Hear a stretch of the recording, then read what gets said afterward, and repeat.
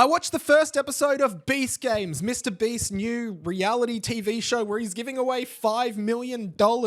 Here's the thing, I actually think it's really bad in many, many ways. So let me explain why. I'm MrBeast, these are my 5 friends, and what you're about to see will blow your mind. What's up guys, Mike here. Welcome back to my channel. Hit the subscribe button for more pop culture content in your feed. Let's get into today's video. Okay, MrBeast, what do I think of this guy? I've got to say, like, I really admire his creativity. I think it's incredible, like, what this guy does. I think as an online creator who just like set himself up and did everything he could to become the biggest, like, awesome. Well done, man. Incredible. But I think this new Beast Games show kind of really highlights all of the problems with what MrBeast does. I realize I'm probably going to get like downvoted or like negative comments on this from MrBeast fans. And as a YouTuber with only around 8,000 subscribers, it's probably not a good idea to take on the beast. P.S. Subscribe so I can have MrBeast level money. I think one of the main criticisms of MrBeast is the fact that this guy just has like so much money and he uses that money to like fund his videos and does like all of these things like, oh, if 2 people stay in a house for 2 years and never leave, then I'll give them $3 million. Whoever is the last person to leave this swimming pool gets $1 million. Oh, I'm giving 500 people $1 million if they give me $100. Just stuff like that. I mean, I'm pretty sure the most recent one I saw was 2 pilots have to stay in a private jet for like 100 days. And if they do, they get $1 million each. And I should stress, this is all for the purpose of entertainment. I think we get it wrong and think that MrBeast is a genuinely charitable guy who wants to do all this stuff to help people. But if he actually wanted to do that, he would just give people money, not turn it into like content that like tests people's limits. And if you scratch my back, I'll scratch yours. The thing about Beast Games is it is clearly alluding to the popular TV sensation Squid Game. And not just because it's called Beast Games, but like literally look at this show. The costuming, the set design, the concept, like everything about this is clearly alluding to the popularity of Squid Game. That's a big problem in itself, which I will get to in a sec. Oh really? Why don't you tell me more about that? I think the main thing to keep in mind, as I said, is that MrBeast doesn't do this stuff because he's inherently a good guy. He does it because he knows it will result in more views and thus more money for him. And here's the problem with doing a show that is clearly an allusion to Squid Game. The whole point of the show Squid Game is why this is bad for society. I'm gonna say this one more time because I genuinely don't think MrBeast understands it. The whole point of Squid Game was to illustrate that a society that exists like this is not good. Like, I don't know how you could come out of watching Squid Game and be like, that's awesome, we should do that. Especially at this current point of the 21st century in which, at least here in Australia where I'm from, there is a serious cost of living crisis. It is almost impossible to afford a house and lots of people are just genuinely struggling. Then you have this exceptionally wealthy guy, MrBeast, but you can kind of sub out any billionaire for this kind of figure, who is basically like playing with the desperation of people for money to create entertainment.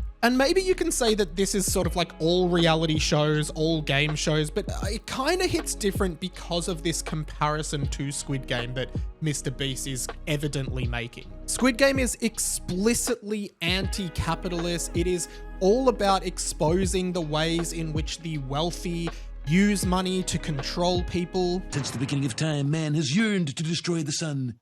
I will do the next best thing. Block it out. And how everyday people who just need money to buy basic things are struggling while wealthy people are living it up on yachts and private jets and first-class tickets to wherever they want to go in the world. Hell, some of the billionaires are just doing joyrides into space, you know? As you do. If we can do this, just imagine what you can do. Squid Game highlights this by like taking these desperate people and literally they trade their lives for the chance to win this game. And one of them gets to be the lucky winner of like, say, the $4 million.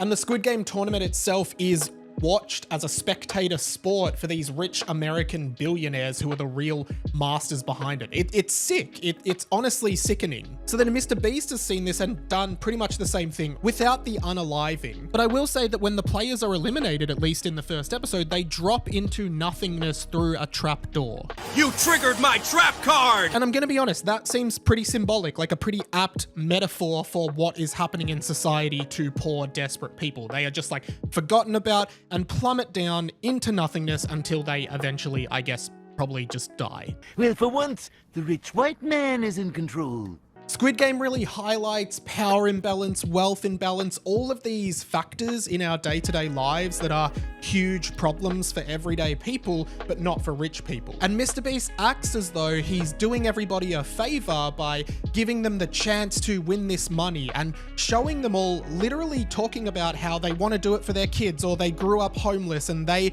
want to give their family a second chance. Like, that is what these people are doing. It's very real for them, this money, but to MrBeast, it's just change that he can throw around like nothing. Money fight! And that's why I just find this whole thing really tacky and frustrating. Because Jimmy seems to have zero awareness of this fact and this imbalance of power that he has over all of these people. And I accept the counter that all of these people showed up, they agreed to do it. Leave aside the complaints that a lot of them were treated really poorly on set, by the way. Like, let's give MrBeast the benefit of the doubt on that. It still just doesn't feel right to me at all, what this show is doing.